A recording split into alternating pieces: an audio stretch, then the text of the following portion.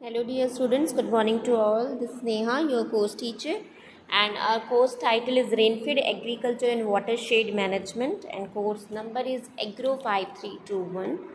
So our today's topic is again the fourth part of problems and prospects of rainfed agriculture in India. Okay, so in our previous lecture we had seen some climatic constants, soil constants. So today we'll discuss about the cultural constants. Okay cultural methods या cultural problems जो हैं वो हम जो prospects हैं वो हम कैसे फेस कर रहे हैं. So from the cultural constant we have three categories. Okay, the first one is lack of suitable varieties, then the second is traditional cultivation practices, and the heavy weed infestations.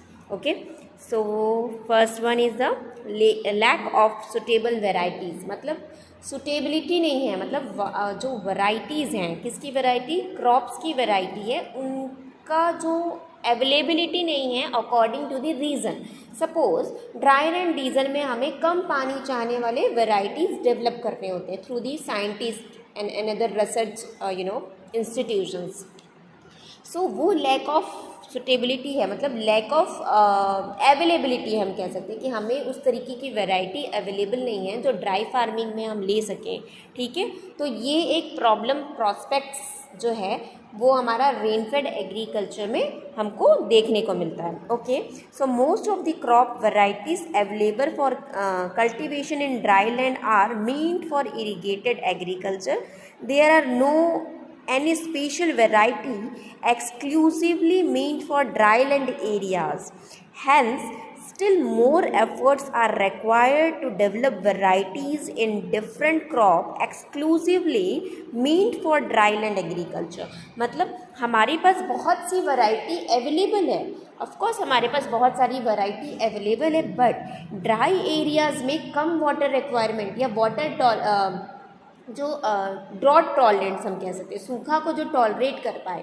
ठीक है, इस तरीके की variety जो है वो बहुत ही कम है, एक्सक्लूसिवली वो डेवलप नहीं है. ठीक है, तो ये जो प्रॉब्लम्स है ये भी हम फेस करते हैं कि हमें उस वैरायटी को, हम जो भी वैरायटी ड्राईलैंड एरियाज़ में लेते हैं वो कॉमन वैरायटीज़ होती है जो हम इरीगेटेड एरियाज़ में भी लेते हैं. राइट, तो इरीगेटेड एरिया में वाटर रिसोर्सेज, वाटर अवेलेबिलिटी जो है वो अवेलेबल होता है, ऑब्वियस है.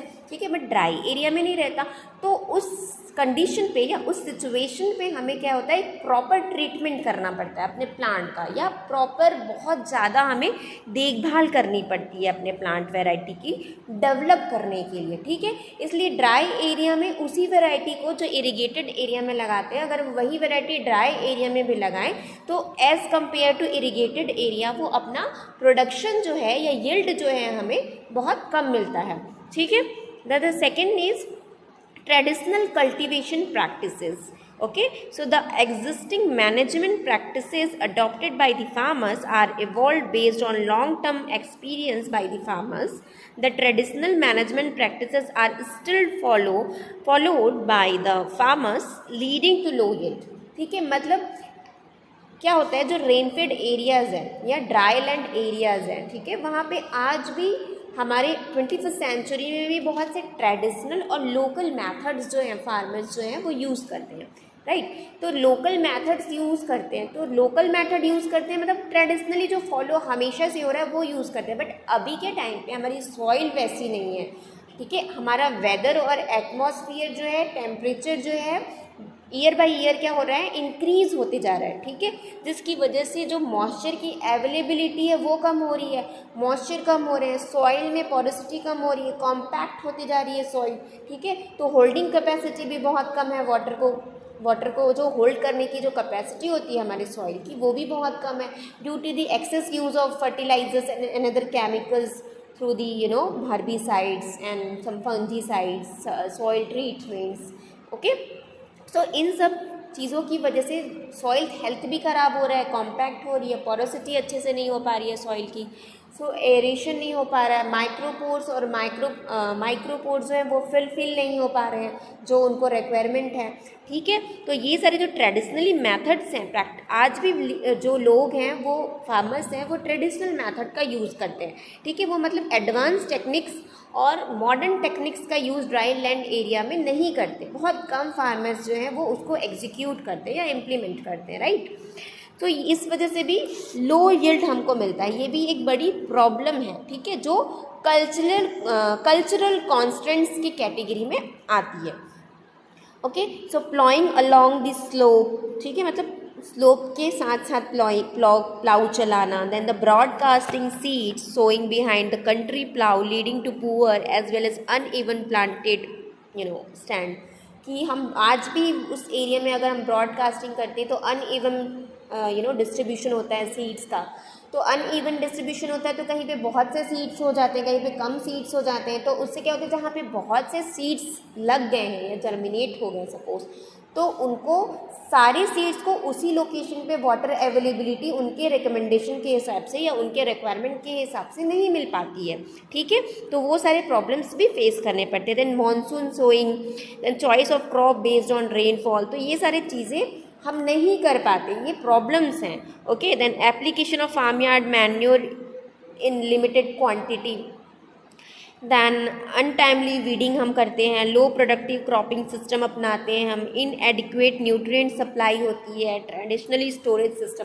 तो ये सारी जो कॉन्स हैं हम कह सकते हैं, ठीक है, मतलब डिसएडवांटेज या डीमेरिट्स हम कह सकते हैं जो हम प्रोवाइड करते हैं उस पर्टिकुलर ड्राई एरियाज़ में, जिसकी वजह से प्रॉब्लम्स फेस करने पड़ते हैं, ठीक है। तो ये भी एक प्रॉब्लम है कि हम ट्रेडिशनली मैनेजमेंट प्रैक्टिसेस आज भी उस एरिया में करते हैं, ठीक है।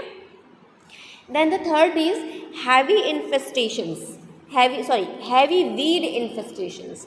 सो हमने जैसे वीड मैनेजमेंट में भी हमने देखा था कि जो वीड्स हैं वो क्या करते हैं, बहुत सी चीज़ों के लिए जो प्लांट को रिक्वायर है, ठीक है, उनके लिए आपस में compete करते हैं, ठीक है। तो जो डोमिनेंस फेज में निकल जाता है वो आगे बढ़ जाता है, उसकी ग्रोथ हो जाती है, और जो अपने आप को रेसेसिव तरीके से शो करता है वो क्या होता है, उसकी बढ़वाड़ छोटी हो जाती है, ठीक है।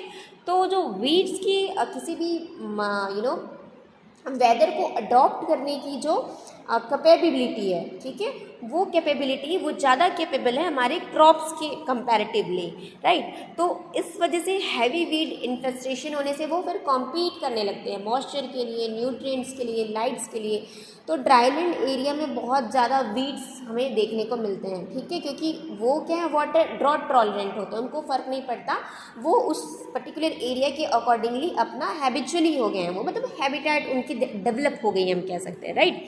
सो ये सारे कॉमन प्रॉब्लम्स है कि ड्राई एरिया में जो हैवी वीड इन्फेस्टेशन होता है, ठीक है। So unfortunately the environment congenial for the crop growth is also congenial for weed growth, ठीक है। तो weed seeds germinated earlier than crop seeds and try to suppress the crop growth, ठीक है, मतलब उनकी जो हम कह सकते हैं जो weed के seeds हैं, ठीक है, कंपैरेटिवली क्रॉप के सीड से ज़्यादा विगियर होते हैं, जल्दी डेवलप होते हैं, जल्दी जर्मिनेट होते हैं, ठीक है। उनकी कैपेबिलिटी जो होती है as compare to crop capability ज़्यादा होती है, अधिक होती है, राइट।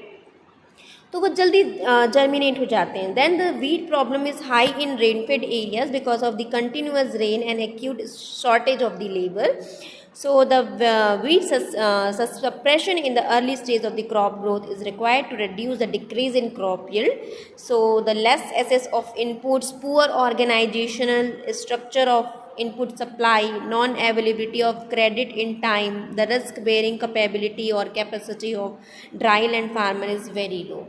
ठीक है, क्योंकि ड्राई लैंड फार्मर्स जो होते हैं उनको अपनी जीविका चलाने के लिए, उनको अपनी बेसिक नीड्स के लिए भी चीज़ें चाहिए होती, रॉ मटेरियल्स चाहिए होता है, तो उनके में उतनी रिस्क बियरिंग नहीं होती, रिस्क उठाने की क्षमता नहीं होती उनके में, राइट। तो ये सारे जो है प्रॉब्लम्स हैं जिसकी वजह से हमारा रेनफेड एग्रीकल्चर में जो फार्मर्स हैं या जो हम हैं वो फेस करते हैं बेसिकली, ठीक है। तो क्या था, heavy weed infestation, traditionally local varieties use करना, and the third one is what, the third one is lack of suitable varieties, right. तो ये जो है वो क्या है, एक प्रॉब्लम है जो कि कल्चरल कॉन्स्टेंट्स मतलब कल्चरल प्रॉब्लम्स के अंदर आता है। ठीक है, सो आज के लिए बस इतना ही। Thank you very much and till